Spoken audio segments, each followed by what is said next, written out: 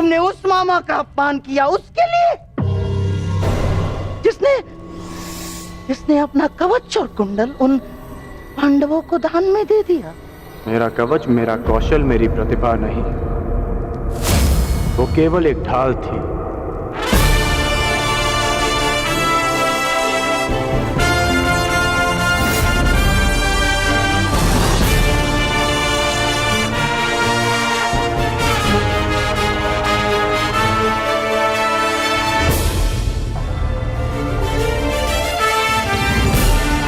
वो दुर्योधन की ढाल मैं हूं, मेरी मित्रता है।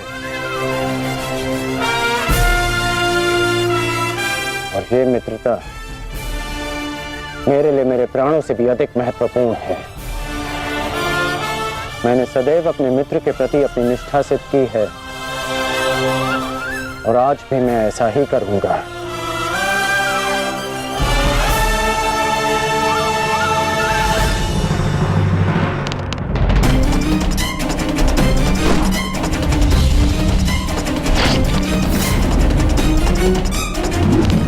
कुरुक्षेत्र में तुम्हारे विरुद्ध खड़ा प्रत्येक योद्धा तुम्हारा शत्रु है पार्थ, जिसका तुम्हें वध करना है।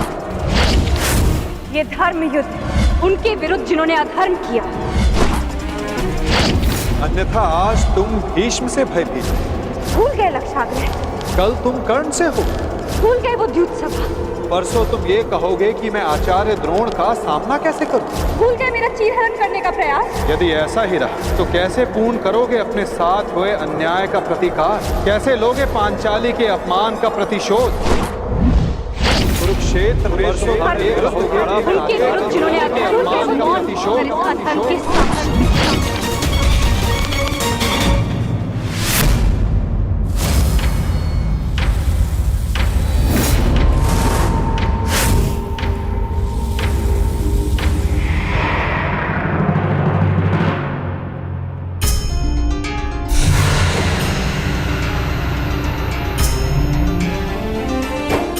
पुत्र का धर्म होता है बढ़ती आयु में अपने पितामह को संभालना। मैं युद्ध क्षेत्र में मैं कैसे गिरा सकता हूं? जिन्होंने मुझे धनुष उठाना सिखाया, जिनके कारण आज मैं सर्वश्रेष्ठ धनुर्धर हूं, उन गुरु द्रोण पर बाण संधान कैसे कर सकता हूं मैं? जीवन में पहली बार आज मेरे हाथ कांप रहे हैं। अर्थात ये सब ठीक नहीं, ये सब ठीक नहीं।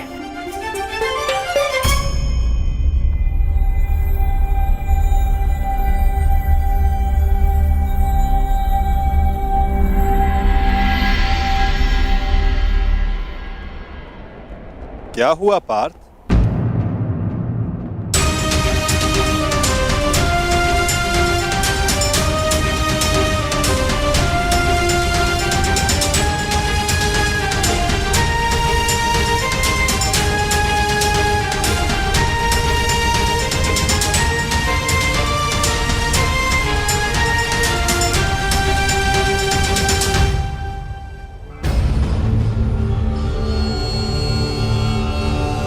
जो अपने दृढ़ संकल्प और अचूक लक्ष्य भेदन के लिए जाना जाता है, जो केवल शब्द सुनकर उसका लक्ष्य भेद कर सकता है, आज वही अर्जुन विचलित है या उसके बाण विचलित है? पार्थ, कुछ कहना चाहते हो? यदि तुम्हारे मन में कोई संदेह, कोई संकोच है तो उसे अपने सखा से बांट सकते हो। नहीं माधव, ऐसा कुछ नहीं है। आज कुछ अधिक ही थक गया हूं मैं, कदाचित इसीलिए। बड़ी विचित्र बात है, जो अर्जुन इतने वर्षों की कठिन तपस्या में नहीं थका,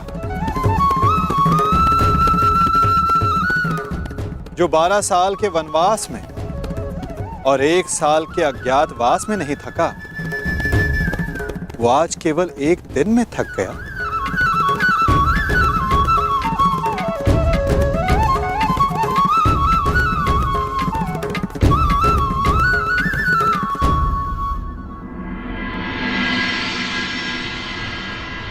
कोई बात नहीं पार्थ, असाधारण मनुष्यों के जीवन में विचित्र कथाएं होती ही रहती हैं।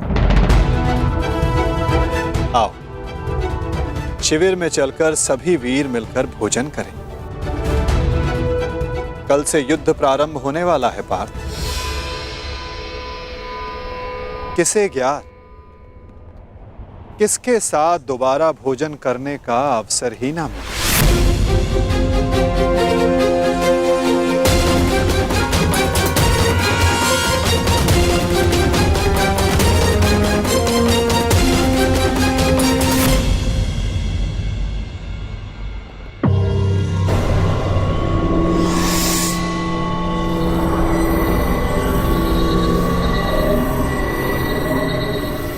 हम सबको यहाँ पे क्यों बुलाया गया है मामा श्री? क्या? मुझे तो लगा कि तुमने हम सबको यहाँ एकत्रित होने का आदेश दिया है।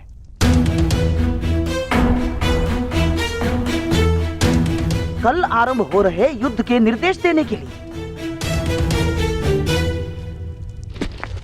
मैंने आप सबको यहाँ बुलाया है।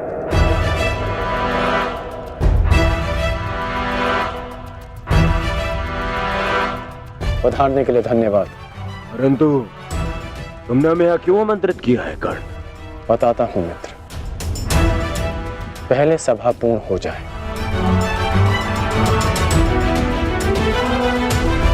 अभी एक योद्धा का आना शेष है।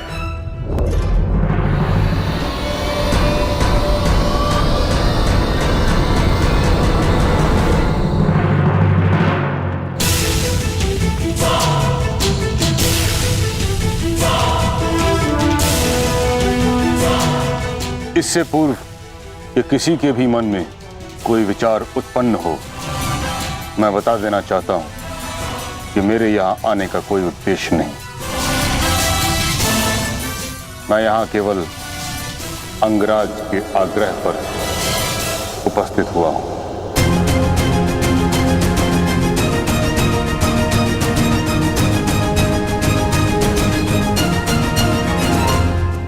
कर्ण, मैं जानना चाहता हूं इस सभा को बुलाने का उद्देश्य क्या है मित्र?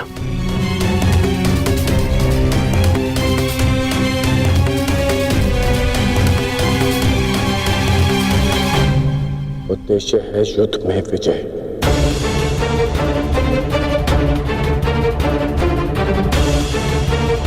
तुम अपने मित्र मुंह में आकर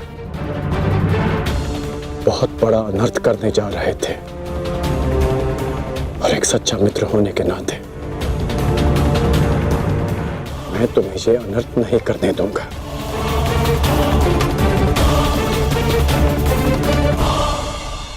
मैं राधेकर्ण आप सबके समक्ष एक प्रस्ताव रखता हूं कि गंगा पुत्र महामहिम भीष्म को फिर से कौरव सेना का सेनापति नियुक्त किया जाए।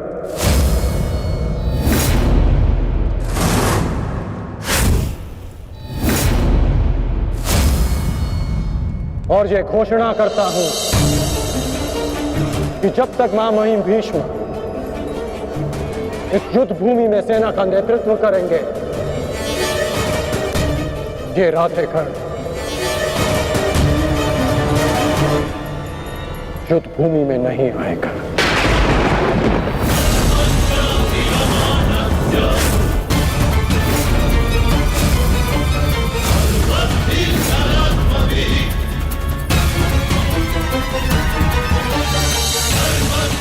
ये तुम क्या कह रहे हो मित्र?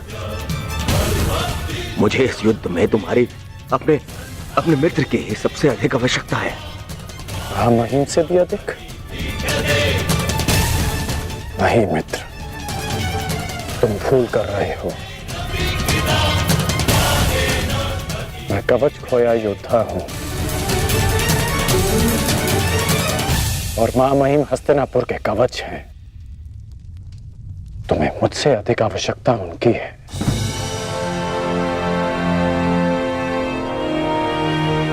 मैं स्वीकार करता हूं कि कौरव सेना का नेतृत्व करने में महामहिम से अधिक सक्षम कोई नहीं।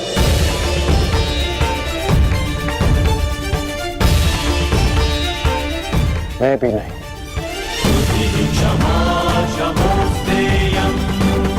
मुझ में योग्यता है, परंतु महामहिम अपने विवेक, धर्म और शौर्य के लिए जाने जाते हैं और इनके विवेक का मैं भी सम्मान करता हूं।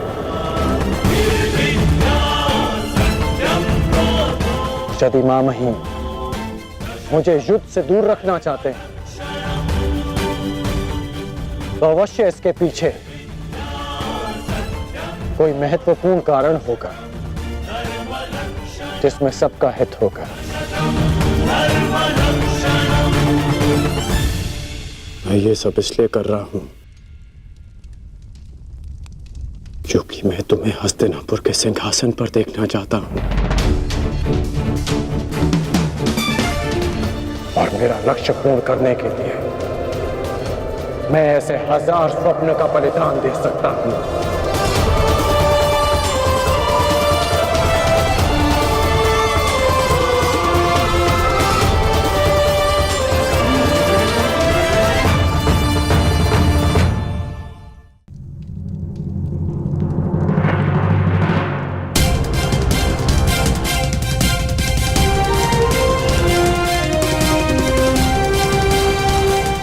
आपके बिना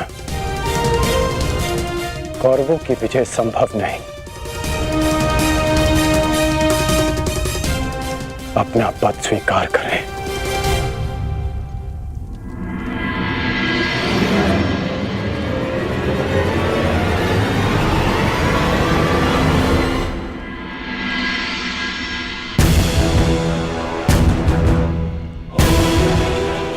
हर हर महादेव, हर हर महादेव, हर हर महादेव।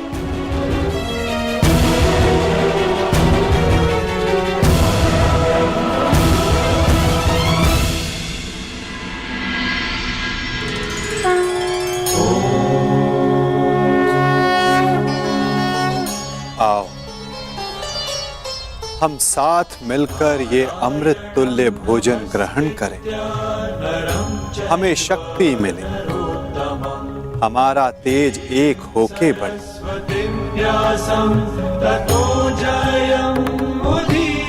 हमारा ज्ञान बढ़े, हमारे मध्य कोई विष न फैले, फैले तो केवल हमारा यश।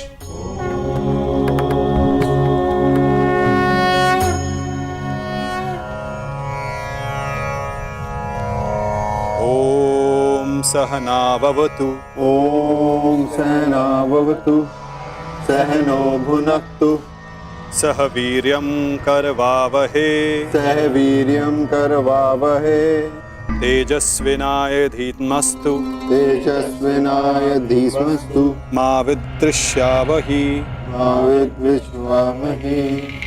ओम शांति शांति शांति।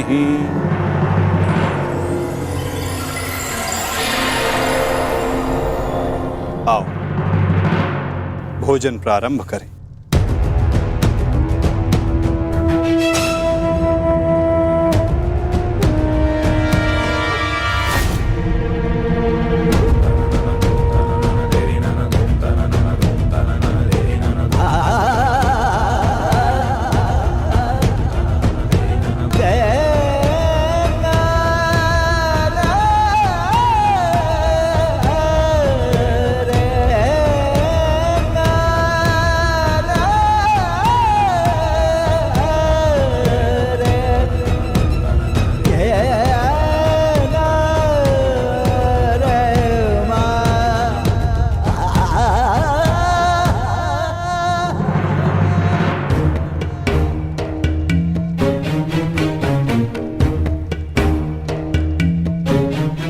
पिताश्री, रात्रि गहरी हो चुकी है, आपको विश्राम कर लेना चाहिए।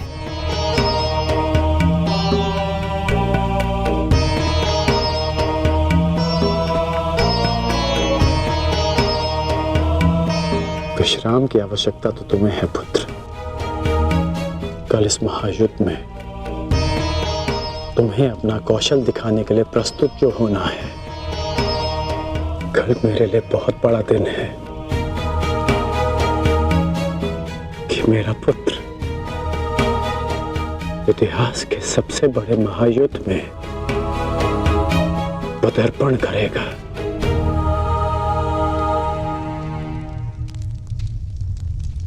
मुझे गर्व है तुम पर।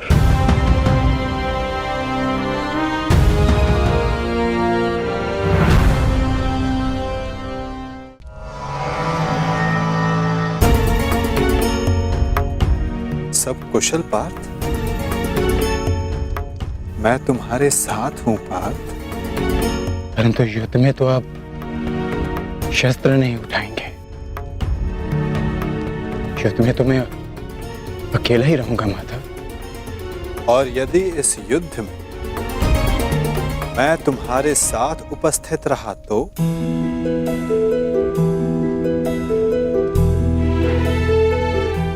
मुझसे अधिक भाग्यवान इस संसार में और कोई नहीं होगा। परंतु मैं जानता हूं मेरी ये कामना अधूरी रह जाएगी। यदि कामना पूर्ण बल से की जाए तो वो अवश्य पूर्ण होती है पार्थ। और यदि प्रार्थना में समर्पण तो वो स्वीकार होती है।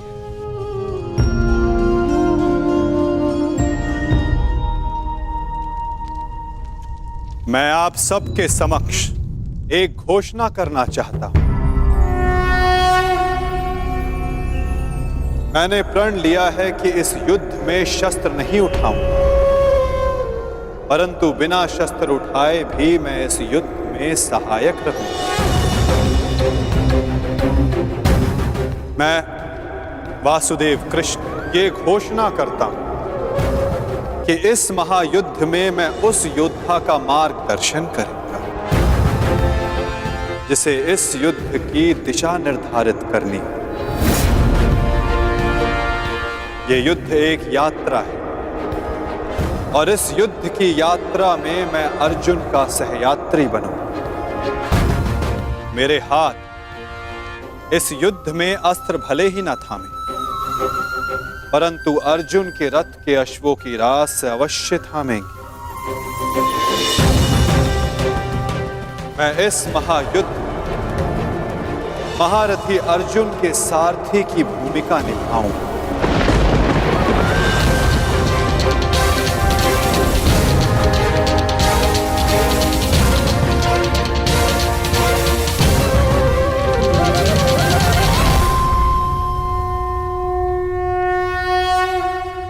नहीं माधव, मैं रथी बनकर आपको आदेश दूं, यह संभव नहीं। आपका स्थान सबसे ऊंचा है तो मैं स्वयं आपको नीचे स्थान पर बैठने नहीं दे सकता। कौन ऊंचे स्थान पर बैठा है और कौन नीचे स्थान पर, ये तो देखने वाले के दृष्टिकोण पर निर्भर करता है। तुमने कहा कि मैं सबसे योग्य हूं, और जो सबसे योग्य होता है उसका धर्म होता है कि वो अपने से छोटों का मार्गदर्शन करे। और मैं इस युद्ध में यही करूंगा।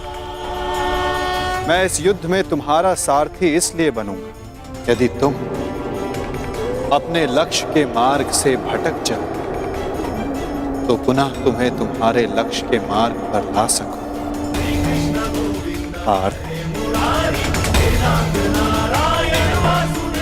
मुझ पर विश्वास है ना? निष्ठा है माधव।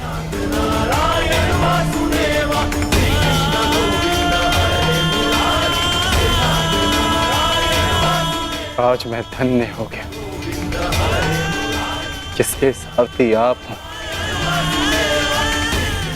वो मार्ग कभी भटक ही नहीं सकता।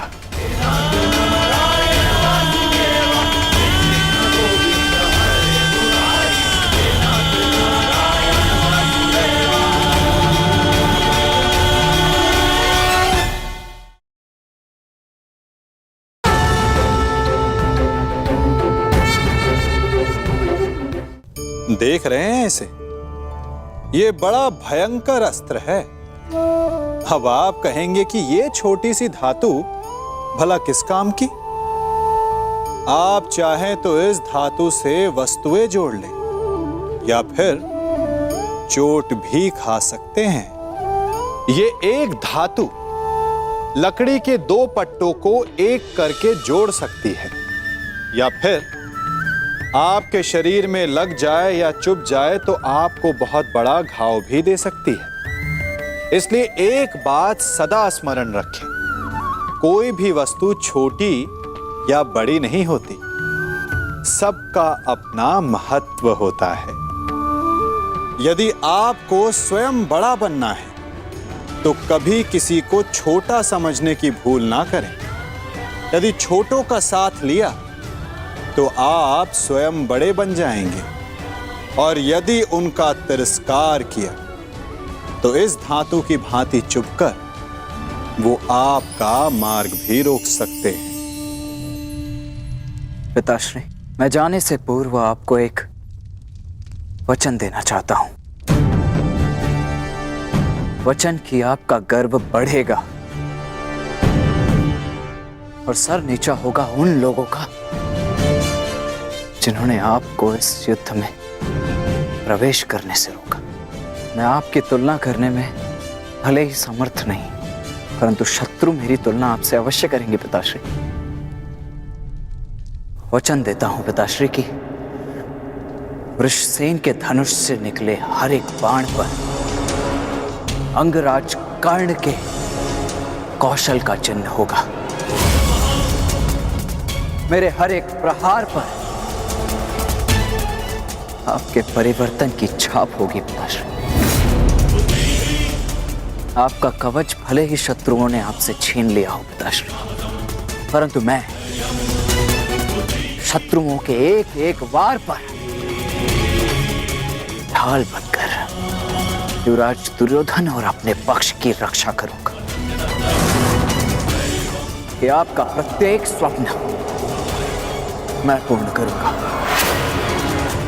या पूर्ण करने के प्रयास में वीर गति को प्राप्त हो जाऊंगा।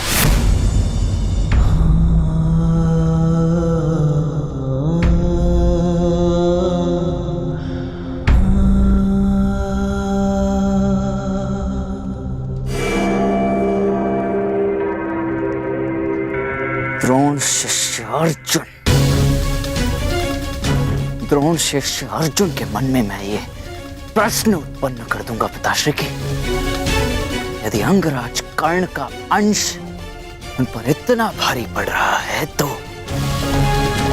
तब क्या होगा जब स्वयं अंगराज कर्ण से उनका सामना होगा।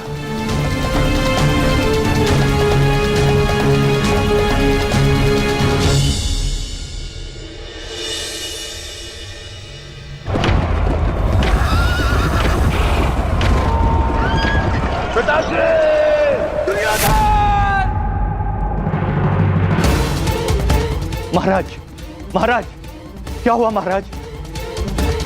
आप ठीक तो है ना? क्या आपने कोई दुस्वप्न देखा है? हाँ, क्योंकि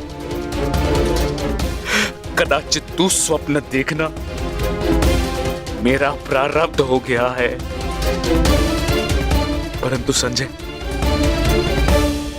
तुम इस समय यहां कैसे? महाराज, महर्षि वेदव्यास जी पधारे हुए हैं आपसे मिलने के लिए। वही समाचार लेकर आया था, किंतु ऐसी स्थिति में मिलना क्या उचित होगा महाराज? महर्षि,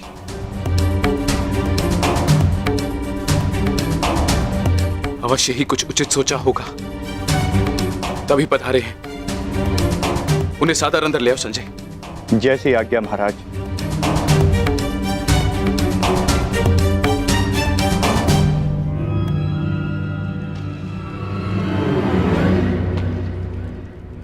प्रणिपात महाराज। आप महर्षि हैं, मेरे नियोगी पिता भी।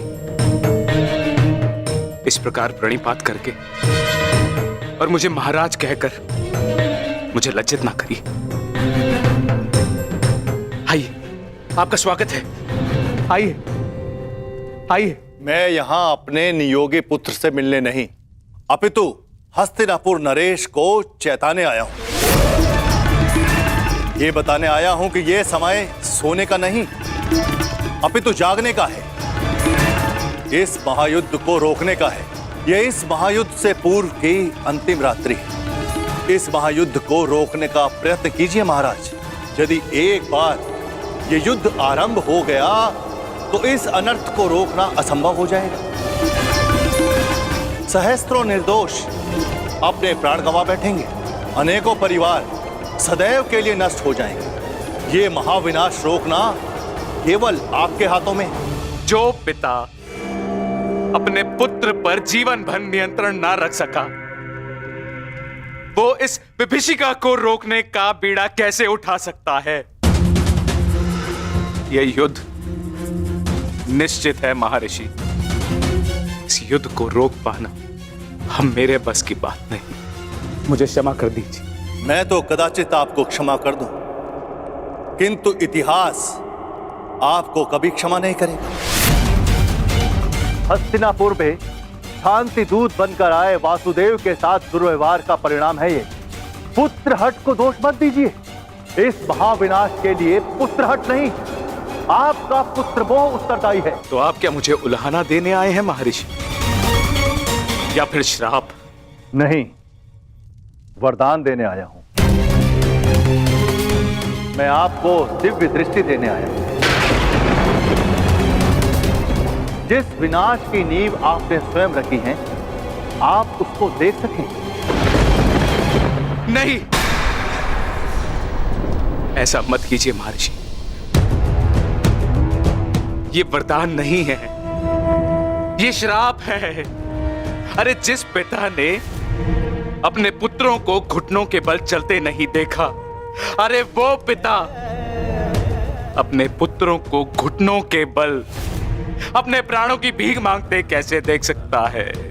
जिस पिता ने अपने पुत्रों के मस्तक पर तिलक लगते नहीं देखा, वो अपने उन पुत्रों के सर कटे कैसे देख सकता है? जिस पिता ने अपनी वधुओं को सुहागन नहीं देखा,